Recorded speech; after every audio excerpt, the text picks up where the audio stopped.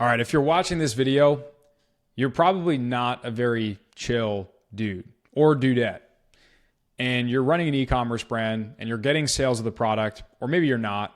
And it feels like you're just swimming upstream and completely against the tide. And you're right there, but you don't know that missing piece that's going to take you to actually achieving success with e-commerce. So that is what this video is about, and that's who it's designed for. And so I'm going to show you some scenarios of what it looks like to be an average dropshipper versus someone who's actually making tens, if not hundreds of thousands of dollars per month in profit, right? Very, very big difference. And the most important thing is your unit economics, believe it or not, and knowing the numbers. And I know that sounds corny, and I know you think this might be boring, but I promise you it's going to be far from it. And the things you'll be able to extract from this video and actually apply to your business are going to be some of the core reasons why you are more like this chill dude who's making $7,000 a month in profit, working 2 hours a day, instead of this guy who's losing money every single month. He thinks he's found that winner that he's getting ready to scale, but he has no idea the ride that he's in for. He's losing money. He's swimming against the tide, swimming upstream, and doesn't know what's going wrong, right? So this is where most people, this is the category they fall under, right? Everything looks good from the outside looking in. You go to family dinners, you say, they go, how's your little dinky dropshipping store? And you say, I did 500 orders last month. What did you do, Bob? And he said, I'm an electrician. I don't do e-commerce. But that's besides the point. So anyways, this is where you're at. This is where a lot of people are at.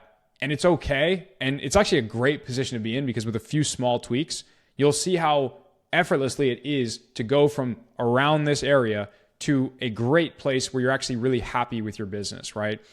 So right now, you're selling one unit, right? You have one product that you're selling. It's this push-up bra or whatever you want to sell. You're selling it for $20, right? Your cost of goods are $2. The shipping cost from your supplier is $5, right? Not a lot of people know that these costs are different. When you go to your sourcing agent, your supplier, whatever platform you use to fulfill your orders, and you get a quote, right? A lot of people think that these two things just like are blended into one because your supplier says, yeah, it's $7 to ship it to whatever country you want to ship it to. But you want to break that down and figure out what's the cost of goods versus the shipping price versus fulfillment fees. Those things matter, okay? And really, really important to get them, especially for products that you can create more unique offers for, which I'll get to in a second. So all in all, $7 to ship that product to the customer's doorstep, 7 to 15 days directly from your sourcing agent, their 3PL in China, right? Now, this brings you to a break-even point of $13. I don't even like saying that word or using that term because there's a lot of ancillary costs in e-commerce that this number does not factor in. And so in reality, you need to be a lot further below that than you think when it comes to your cost per acquisition, your CPA. So a lot of people refer to this as target CPA and as target return on ad spend. For the sake of this, just know that this is the difference between what you sell it for, what you get it for. And this is the return on ad spend that you need to surpass in order to be profitable with your advertising dollars and your advertising efforts, right? Now, not chill dude, right, who's losing $3,500 a month is not adding any additional revenue from email. He doesn't understand the concept of some consumers coming to your website, clicking that add to cart button, going through checkout, and it just not being the right time or the right place for them to purchase that product right now. So they don't do any type of remarketing to them. They don't send any emails. They don't try to recover any revenue that was lost or add new revenue from existing customers because he's not a chill guy and he wants to do e-commerce the hard way, right? He's not selling any physical products as upsells. He's not selling the same product. He's not selling complementary products. He's not selling completely different products. Nothing. He's got no digital upsells. He's got no subscriptions. He's got no quantity pricing, right? And the crazy thing is that you can succeed in e-commerce without any of that stuff I just mentioned, but it will be a lot harder, and I don't advise it, right? So, and a typical landing page kind of looks something like this, right? Selling for $20, $25. Cost of goods is $7, $8, $9. And so they have that very small spread that they have to figure out a world in which they can be profitable with paid ads through that, right? I'm not saying this is right or wrong. I'm saying this isn't what we advise or what we've seen the most success with, okay? So their ad spend, $10K a month. Might sound like a lot to you, some big amorphous number. Some of you guys spending $100K a month, $1 million a month. This is pocket change, right? But that's $333 a day. I don't advise that you test products with that budget, but when you find a product that's consistently getting sales, it's not uncommon to go from $50 a day to 100 to maybe 300, and you're excited. You want to scale it, right? But you need to make sure the numbers make sense to scale it. So let's say your CPA is 20 and your AOV is 20. I know a lot of you guys are already like, wait, that doesn't make any sense, right? Yeah, a lot of people don't actually know what their AOV is or what their CPA is, right? What it costs to acquire a customer with Facebook ads or with TikTok ads or whatever platform you're advertising on. And so your Facebook platform might show that you're getting a $15 CPA because it's over-reporting purchases. And your AOV, it might be showing a slightly higher number on Shopify for whatever reason, because it's missing out on purchases, whatever that might look like. And so moral of the story is you just don't know your numbers properly, and you think that maybe you're closer to break even or profitability than you actually are, right? Or you're completely aware of this, but you're not taking action towards improving it quickly enough, aggressively enough, resiliently enough, or just doing the right things in the right order, right? So that gives you a 1 return on ad spend, right? Not chill, okay? 17 daily orders, 500 monthly orders, right? That's solid volume, right? You're getting somewhere. You're getting to the point where you can have a really good business, but something's not adding up here, right? So at the end of the month, you tally things up. You're doing 10,000 a month in revenue. You're spending 10,000, not a good recipe for success or profitability. Your cost of goods are around 35% of your revenue value, right? Which is 3,500, aka your profit is negative 3,500, and your margins are negative 35%. Not a very scalable business. Now, this doesn't include software costs, sales tax, transaction fees, all these other ancillary costs that go into running an e-commerce brand that are very, very important to know and to understand how to calculate and how it goes into your unit economics. And so this is actually a conservative loss. You'd actually be losing a lot more than this. So that is scenario 1. We don't want to be in scenario 1, at least for very long, right? If you get here with a product, that's actually good news because you're actually not as far from success as you might think. You just have to pull a couple of small levers and improve things in a few areas and understand the numbers and the unit economics. So let's hop over to this chill dude over here. He is the epitome of e-commerce and dropshipping success. He's been in the game for a year and a half. He's tested like 60 products and most of them failed, but he landed on like 4 or 5 that were pretty good. One of them scaled up profitably. The other ones, they were kind of break even, but he learned a lot from those experiences. He had an open mind. He was playing the long game, and he took bits and pieces of valuable information from each product test, each product he scaled, and landed on this brand where he's like, this is the last one that, if this doesn't work, I don't know what I'm going to do. It's not going to be fun. But he stuck it out, and he said, I'm going to do what's working for the top e-commerce sellers and the top dropshippers. And I'm going to learn from the right people and do things a little bit differently. So now what he did was he sold the same product, but he had a buy one, get one free offer, and he threw in a free gift. Now, what does this look like economically, right? What does the numbers look like behind that? So instead of charging $20, he charged $40. And instead of just selling one, he did a buy one, get one free offer, and he threw in a free gift. Now, you might be like, well, Kyle, that's going to be a lot more expensive, isn't it, for him to fulfill? And so the margins, like the gross margins at least, they're probably not going to be that different. Well, if that was your question, then I understand where you're coming from, but you'd be completely wrong, right? So remember, the cost of goods for one unit was $2. So for 2 units and a free gift that costs $1, your cost of goods is now $5, right? Your shipping costs now went from $5 to $6. Now, again, you might be like, how does your shipping price only increase by $1? Well, guess what? There's 3 factors to shipping costs. Where you are shipping to, so how long it's going to be in the air, in the sea, on a truck, whatever. The second thing is how big the package is, the dimensions. And the third one is how heavy it is, the weight. So if these are lightweight products, then your shipping costs are actually not going to be that much more if you have an additional lightweight unit that's the same size, that goes in the same package, that takes up the same space, that's traveling the same distance, right? Plus a little free gift that you can also sneak in there, right? I'm not saying that this is applicable for every product and every offer that you want to do this for, but in a lot of instances, you are going to save money on shipping for the products that you're selling if you have multiple things in one package. And so now our all-in costs are $11, right? Before they were 7 to get one thing out. Now it's 11 to get 3 things out. So it's not only is it more valuable of an offer to the customer, but it is more valuable to us when it comes to lowering our average cost per order that we have to fulfill. Okay. But that's not it. I'll get to the good part in a second, right? Automatically, we're in a way better position than the not so chill dude. Okay. Now our break-even point increases to 29 and our break-even ROAS decreases to 1.38, right? If you're new to e-commerce, you want this number to be as low as possible and you want this number to be as high as possible. This is your safety net. This is your cushion. This is what you can afford to acquire a customer for, right?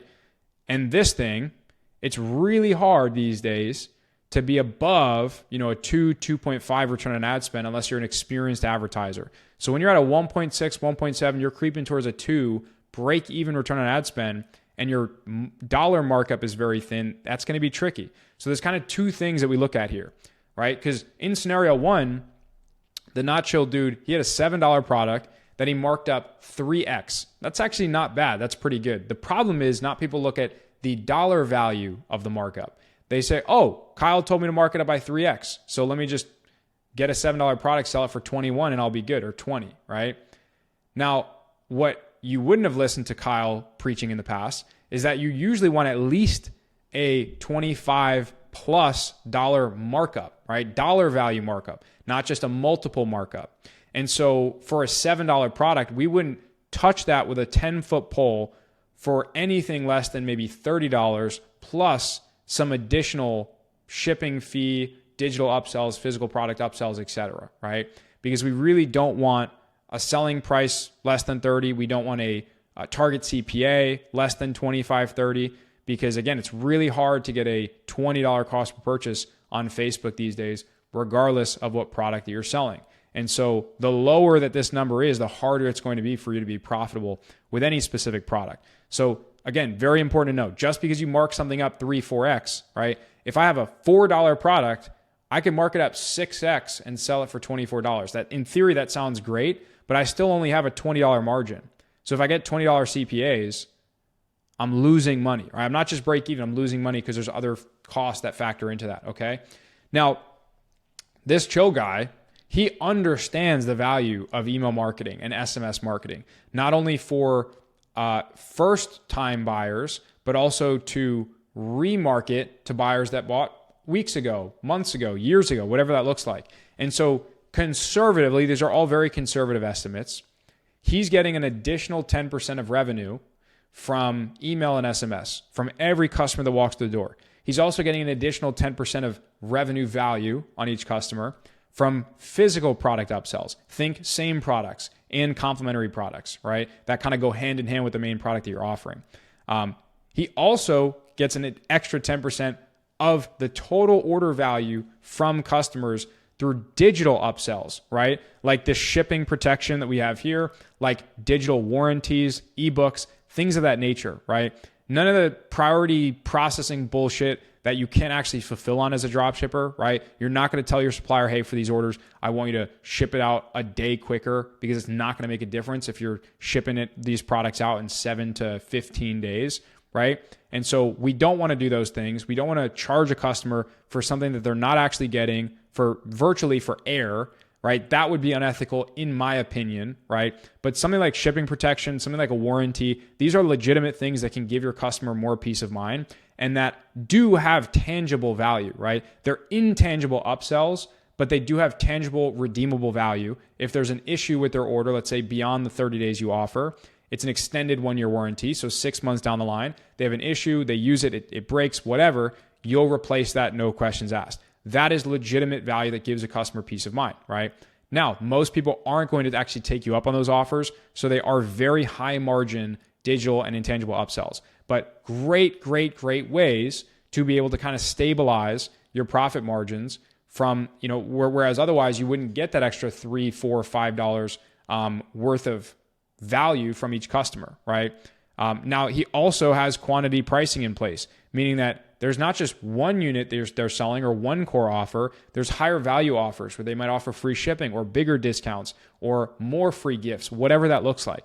And so that alone gets the base order value of each customer from, let's say, 40 to 50. So before any upsells, before any email marketing, physical product upsells, digital product upsells, tips, right? Tips are an example of a digital product upsell at the checkout page. If you didn't know, you can go to Shopify, add tips, and it is something that literally, your customers can give you free money because they like the idea that they're able to buy from you and support a small business, right?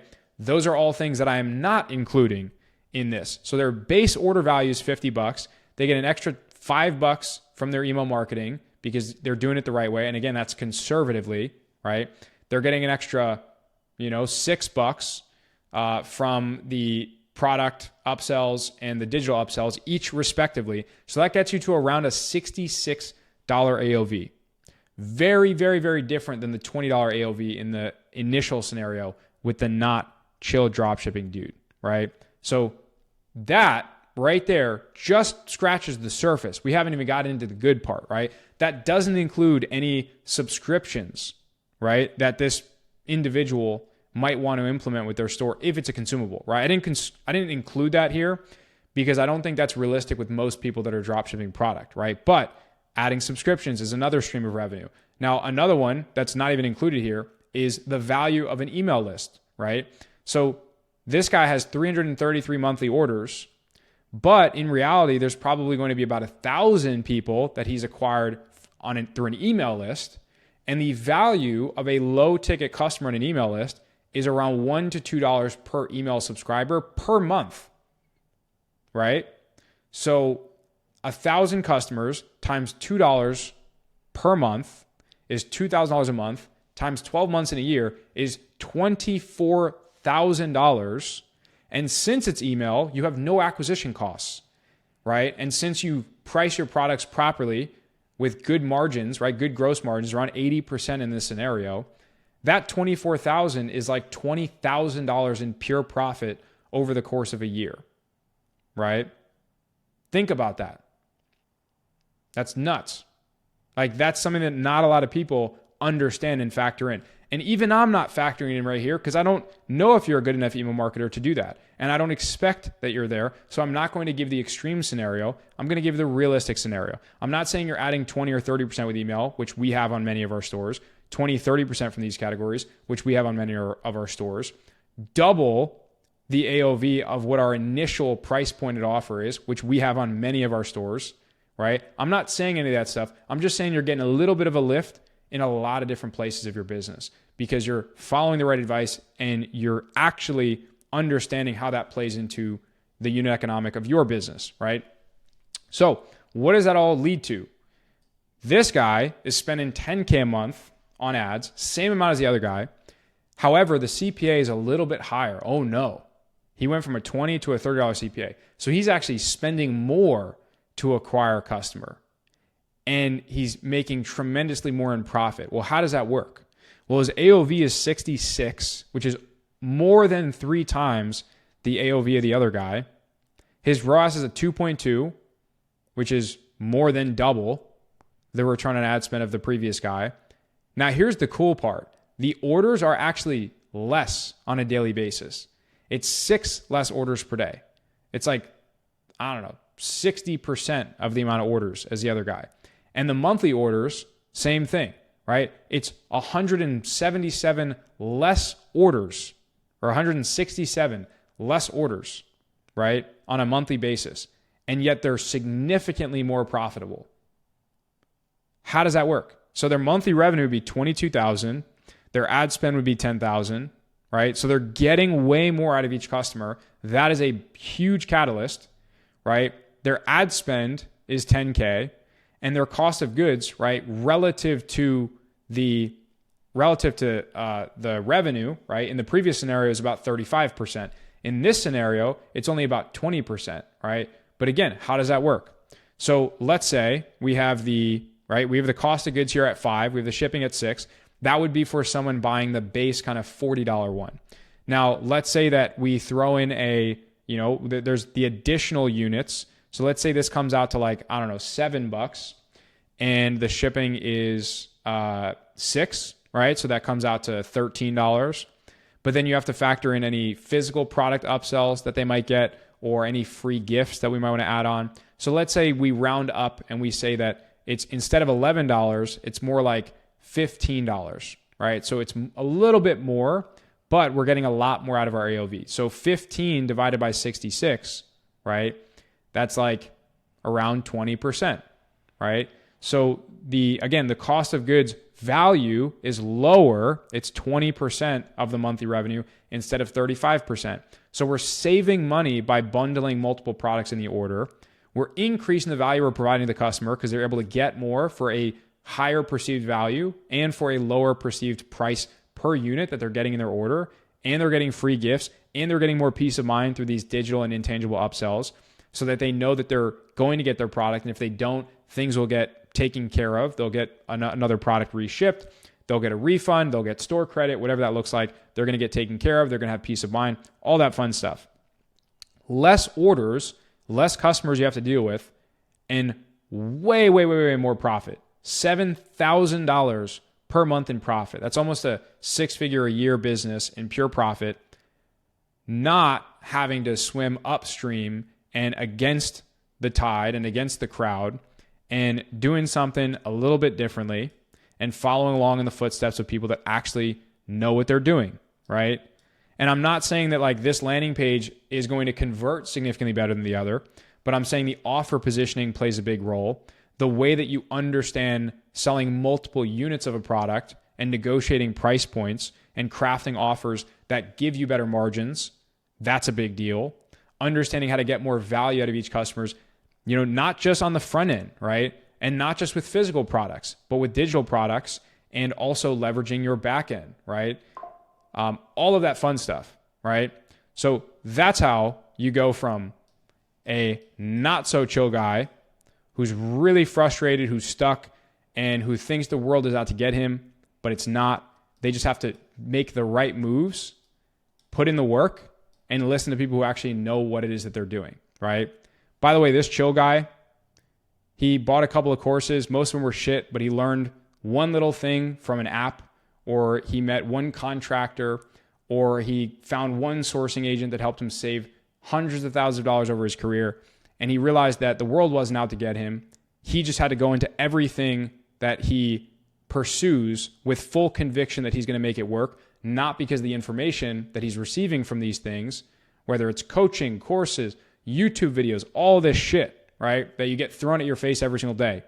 It's not about those things. It's about who you are, and it's about your willingness to commit to the business model and play the long game, right? This wasn't his first store. This wasn't the first product he tested. This wasn't his first rodeo. He made a lot of mistakes getting here, but he knew that in order to get to that next level, he'd have to lean on the right people who know what they're doing and maybe pay them a little bit of money so that what they learned in 7 weeks, he could inherit those skills, learn from those mistakes in a matter, or what took them 7 years, they could implement within as little as like 7 weeks, right? Or 16 weeks, or 6 months, or a year, doesn't matter. Fast tracking that progress, right? Whether that is you working with me or working with someone else, it's always a good idea to have someone in your corner that knows what they're doing, right? Whether it's watching their YouTube videos, investing in coaching, courses, group calls, whatever that looks like. Huge advocate of, been a huge help on my journey. And that's what chill guys do, right? They don't want to put in the backbreaking work, and they shouldn't, because that's, yes, there's going to be an element of working hard, but you want to work smart, right? You want to have leverage. You want to have some contractors doing some heavy lifting for you. You want to leverage AI, right? You want to get more out of each customer, acquire them for less, be able to scale it way further, right? Like one thing I didn't even mention is that if this is me, if I'm the chill guy, I'm not stopping here. I'm adding a 0 to the ad spend. And what's that going to do? It's not going to add a 0 to the revenue and the profit, right? I'd be lying to you if I said that, because usually as you scale, your margins drop a little bit. But as you scale up and as you make more profit, you can increase your efficiency. You can test more aggressively. You can hire better people. You can get better content. You can do all of this fun stuff that might allow you to preserve those margins. But even if you don't, right? If you can scale this puppy to $100K a month in ad spend and to, let's say, $200K in monthly revenue, so your ROAS drops to a 2, And instead of your profit going from 7 to 70K, maybe it goes from 7 to 50K. I don't know about you, but I'd still be happy with $50,000 a month in profit from a dropshipping business where I don't see, touch, or feel the product. It gets shipped directly to my customers. I can give them a good user experience, keep them happy, learn the highest value skill that you can on the planet, in my opinion, which is paid marketing and advertising, and have fun while doing it and not absolutely kill yourself, right? With backbreaking work, 12-hour days, you don't have to do that stuff. You just have to play the long game, follow the right processes, know the numbers because the numbers don't not lie, and learn how to make decisions based off of data and not based off of emotions, all right? So I hope that this is somewhat related to your scenario. I hope that you're at least breaking even, making a little bit of profit, or not losing as much money. But I hope you understand why this is no bueno and why I wholeheartedly want you to be here. And it took a very long time for me to understand these things, and I want it to not take that much time for you. So when you have that product, you're scaling it up, it's break even, maybe it's losing a little bit of money, you're actually in a far better position than you can ever imagine. Because with a little bit of elbow grease and moving things around and improving efficiency in a few different areas of business, you can get to a place like this without as much effort as you actually think, right? The gap between those two, not as big as you think, right? So I hope that helps.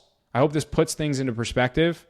I know it wasn't as sexy of a video talking about unit economics, but it's really, really important. This is not something you're going to learn in some like college entrepreneurship class, right? Put these things into practice into your business. You'll make more money. It won't feel like, the world's against you and you're swimming upstream, because I know what that feels like. And have the right people in your corner, and you're going to get here and you're going to soar past it quicker than you can ever imagine. But it's going to take some work. It's going to take some time, and it's going to take following the right strategies in order to get there. So that's all on my side. I hope this served you, and I hope to see you in the next video.